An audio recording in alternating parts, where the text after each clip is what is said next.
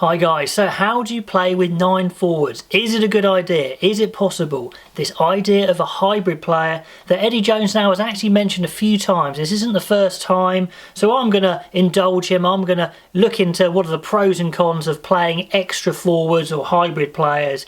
Is it a goer? Will Eddie Jones actually do it? Now, normally it's a bit smoke and mirrors with him. He's just trying to throw you off the scent, but they are actually training positions. Ben Earl, it looks like, is training in the centre a bit. Ollie Thorley and flanker. So some manoeuvrability, some interchange of players may well happen. How much? We'll see. But no doubt Eddie Jones wants to try and stay ahead of the curve. He wants to create the new trend.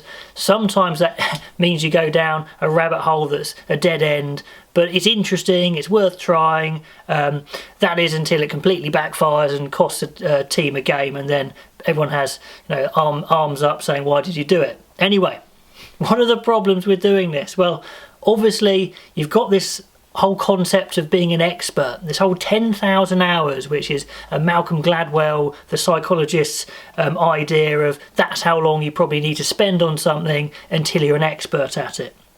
So to get someone who hasn't got those hours to go and play in a different position is always dangerous. I mean, the extreme example is when Italy put Mauro Bergamasco, I think it was Mallet, I think, the coach then, put him at 9, and it was just appalling because he'd spent so little time playing at 9 in his life. It went badly wrong. I mean, watch the YouTube videos if you've never seen it before. I'm sure you have. Absolute disaster. However, they did actually play him on the wing as well, and even then it wasn't that great. It wasn't revolutionary. So it's been tried with poor to little success. But like I said, Eddie's always trying to look for the next big thing. If you can get a player to get enough hours under their belt, or if they just so happen to have played multiple positions in the past, then it might work. I really see, if it's going to be a thing for the future, players will have to train as these hybrid players when they're in the academies, when they're young, for it to really work. It's going to take some brave soul to give it a go first and maybe muck up a few times as well. Could England be that guinea pig? I don't know. Anyway, if they were to do it now, what would they do? Well, the obvious choices for me, Ben Earl for sure, Sam Simmonds, not that he's in the squad, but he'd be perfect for a forward you might pop in the backs, probably at centre or on the wing. Tom Curry could do it as well. If backs wise, probably Thorley or Knoll would be your obvious choices to double in as a potential extra forward, loose forward. So what would the benefits maybe be? So let's say you were 5 metres out from the line, old Exeter style, driving for the line, and you've got 9 specialist forwards you can deploy. It makes sense. You can have 3 sets of 3, lots of latches, maybe some more speed in that tight area. If you're spreading the forwards across the pitch in attack, you've then got 9 forwards to play around with, greater forward pod configurations for sure. Maybe you could have some stronger runners in the back line. Not that there aren't strong runners who are specialist backs. You think people like Laumape, Diolande, but maybe even bigger runners in the back line. And more jacklers spread across the field.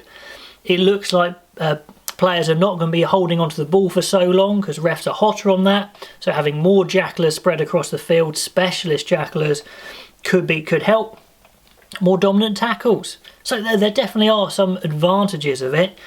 But the drawbacks, if you are going to deploy an extra forward in attack, you may well leave another position vulnerable. Let's say someone comes in off the wing to help in tight and the ball's turned over.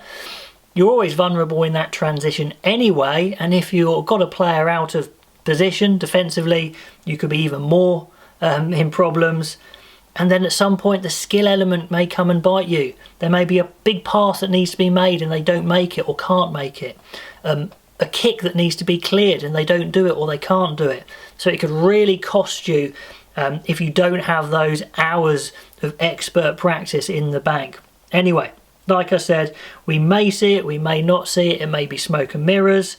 It's a good idea, it's worth thinking about. I'd love to see it, but if it costs my team a win, I probably won't be too happy about it. So I'm happy to be a bit of a hypocrite on this one. Okay, would you guys like to see it? Do you think it would work? How would it work for your team? Who could do it? Let me know your thoughts, and I'll catch you next time.